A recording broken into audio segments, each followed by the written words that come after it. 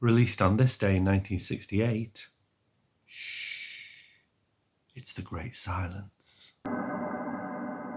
With particular reference to the film's title, Italian film scholar Donato Totaro said this of the film: "It is suggestive not only of the great white expansive snow, the lead character's muteness, but the late 60s political defeats that impacted Sergio Corbucci's mood that led him to make one of the grimmest westerns ever made." In setting his film in a snow blizzard in Utah, in reality the snow-capped mountains of the Italian Dolomites, director Sergio Corbucci delivers a bleak and unforgiving location that complements the tone of his tale. An Italian left-wing radical, like most spaghetti western directors, Sergio Corbucci was inspired to make this film following the deaths of Che Guevara and Malcolm X. Corbucci's film condemns authoritarian capitalism, using the bounty hunters of the Old West as a means to explore our unequal society in the present day. As personified by Klaus Kinski's cold-hearted Loco, bounty hunters are greedy, ruthless murderers for the state, who use the flimsy excuse of law to sate their natural bloodlust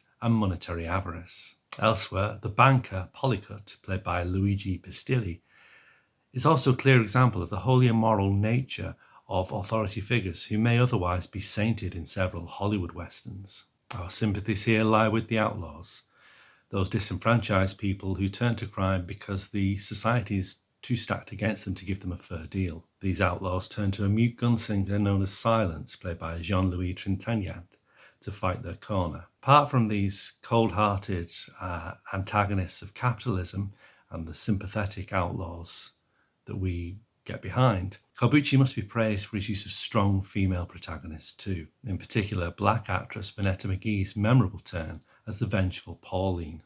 Hers is a character whose central pain and loneliness is depicted on a par with that of Silence himself. Ostensibly our leading man and leading lady, they share a love scene which was pretty courageous for the time given its interracial status.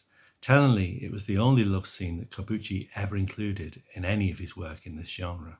Great Silence may be a deeply nihilistic film, but the film's closing title card suggests what occurred brought about a change in society. The great Alex Cox, whose movie-drum shadow hangs over me every time I make these videos, argues that the film's moral coda is that there's a greater nobility in doing the right thing, even though you know personally you will fail, and that therefore you are paying the highest price for the cause.